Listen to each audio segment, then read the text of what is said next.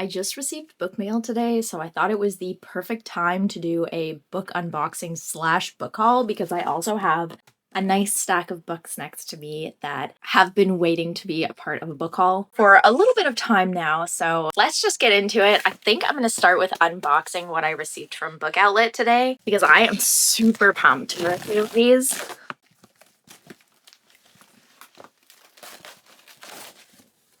There's a couple that I've wanted for a while, and I've just been waiting for them to go on Book Outlet, and I looked at the perfect time because they had just been added for this week, and there weren't many copies of them either, so I feel like it was meant to be. I'm so excited that I finally got my hands on them, and for a good price too.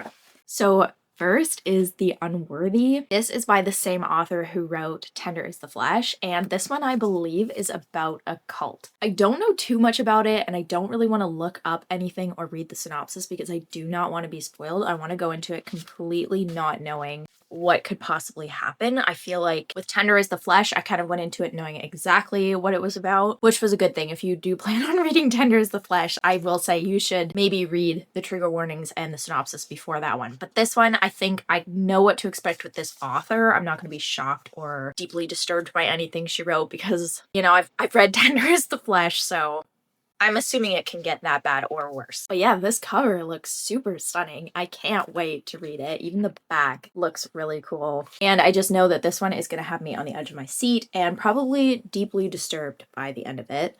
Oh, then we have The Deading. By the way, I only remember a few of the books that I bought from Book Outlet, not the rest of them. This is one I do not remember buying. This one is a horror that's supposed to be like Stephen King's Under the Dome meets The Last of Us. Now, I haven't watched or played The Last of Us. I do want to play it eventually, and it's something I do eventually want to play on my gaming channel. I just haven't really had the motivation to get into a game that chunky yet, but it is one that I am eventually going to play, and I definitely want to play it before I watch the TV series. But anyway, that is kind of what drew me to this book. Also, I just have to say the end pages for this, gorgeous. Oh my goodness. But yeah, it's also described as fantasy meets science fiction meets horror, so you get the best of three worlds, I guess. Next we have She's Always Hungry, and this is by Eliza Clark, who also wrote Boy Parts. I have yet to read that one, but I always hear really good things about it. And I believe that this is a collection of short stories that are supposed to be super unsettling and weird. I'm kind of thinking it's going to be along the lines of like The Pisces and or Bunny by Mona Awad. Don't know for sure yet, so don't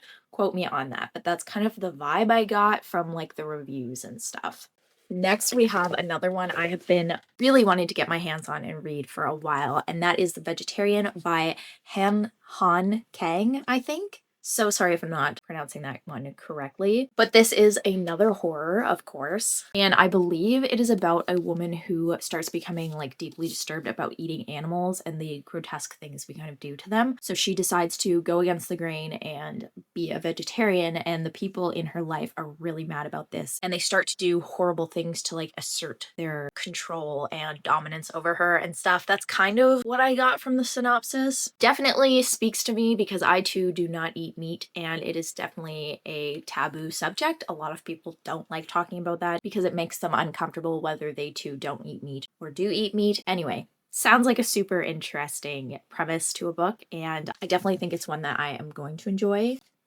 Fingers crossed. And then the last book in this box is Night Bitch by Rachel Yoder. This has been made into a movie, and I promised myself I would read the book before I saw the movie because the movie looks super cool. And I do believe it is about a woman who starts to slowly turn into either a dog or a werewolf. And that's all I really need to know. I mean, that sounds freaky, but also like it could be humorous in a way. I'm assuming it's gonna have a bit of humor to it. Okay, next we have the beautiful stack of books next to me. I'm just gonna go in no particular order, just top to bottom. And on the very top, we have Creep by Emma Van Straten. This one, the cover definitely spoke to me. The synopsis was giving Joe Goldberg, like creepy, stalkery, but this time it's a woman obsessed with a man, and she is his house cleaner, but does creepy things like uses his toothbrush without him knowing, and just nasty, nasty things like that. But she believes that they're in love and he has no idea. Next, we have Hellbent by Leigh Bardugo. I still have not read Ninth House, but this was on sale on Book Outlet. I believe it was like $10.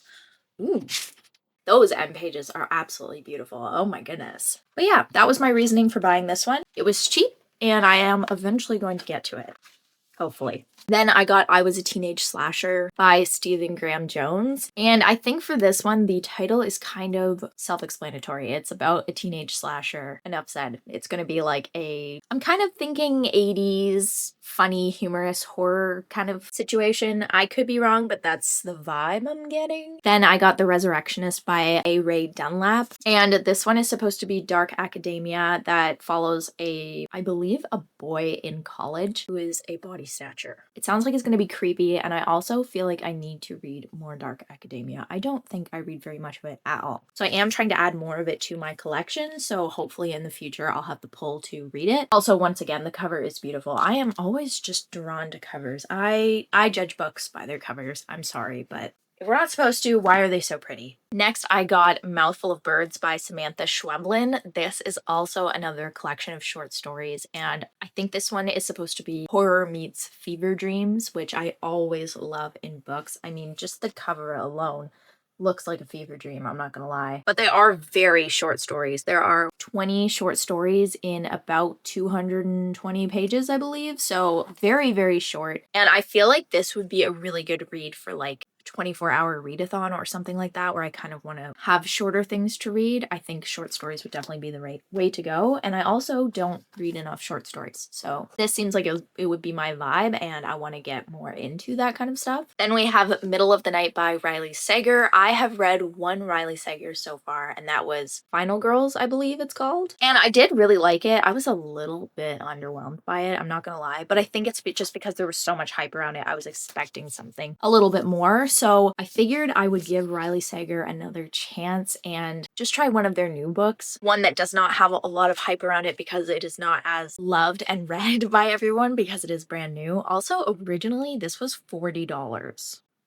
I did not pay that. I think I paid like 10. But if you don't know who Riley Sager is, they are a very popular thriller-y, horror-y, horror? Can I say horror? I'm gonna say thriller slash spooky author. So many people love Riley Sager books so much, and I'm hoping to be one of those people. I've only read one so far, so I can't really judge yet. I did enjoy it, just didn't blow my socks off, I guess, but hopefully that will change with that one. Then I got Immortal Dark by Tigis Girma. Once again, super sorry if I'm not pronouncing that correctly, but I'm gonna be honest, I straight up bought this because of the cover. Now, it is like supposed to be a spooky book about vampires, so I'm into that too, but I couldn't resist the sprayed edges and just the cover, and then also that is just so beautiful.